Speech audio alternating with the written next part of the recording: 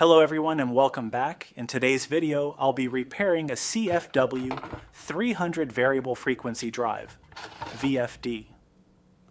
The reported issue is that it's not delivering any output voltage to the motor, so the motor won't run. Let's take it apart, troubleshoot it step by step, and find out exactly what's gone wrong.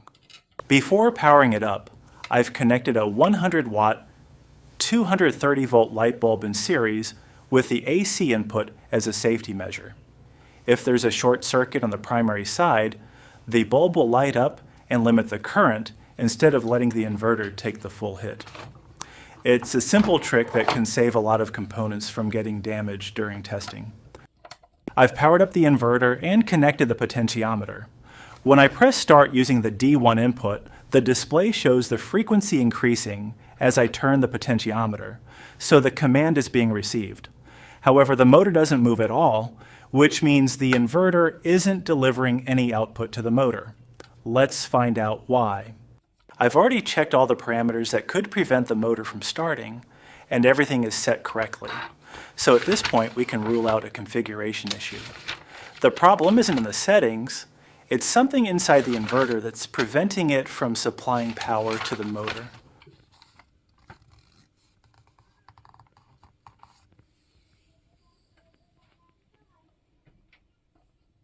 After running a series of checks, I came to the conclusion that the IGBT module is faulty. I removed it from the board, looked up the data sheet, and identified the gate drive signals for each transistor. Using the oscilloscope, I verified that the drive signals have the correct frequency and the proper voltage amplitude. Since the control signals are exactly as they should be, the fault can only be inside the IGBT module itself. At this point, I'm confident the IGBT module has failed and needs to be replaced.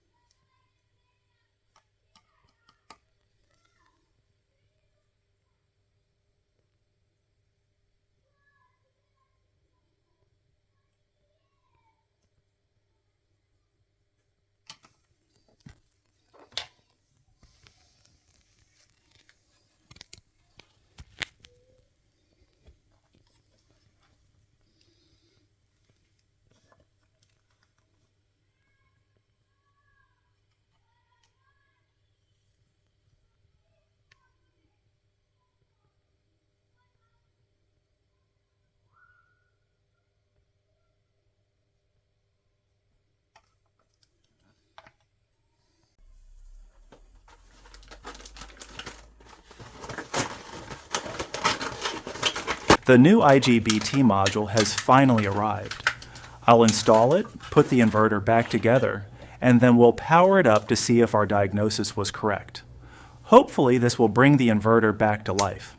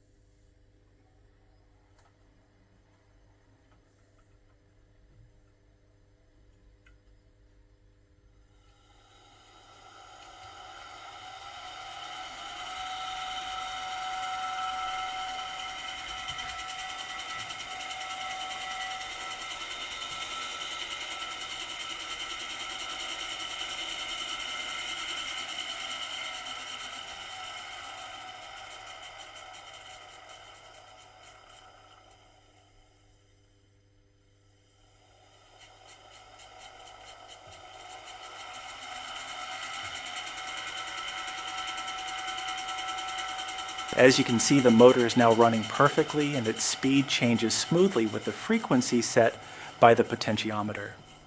Replacing the faulty IGBT module solved the problem, and the inverter is fully operational again. I hope you found this repair useful and maybe even learned something new along the way. Or if you enjoyed the video, don't forget to give it a thumbs up, leave a comment, and subscribe to the channel. Your support really helps me create more repair videos like this. Thanks for watching, and I'll see you in the next one.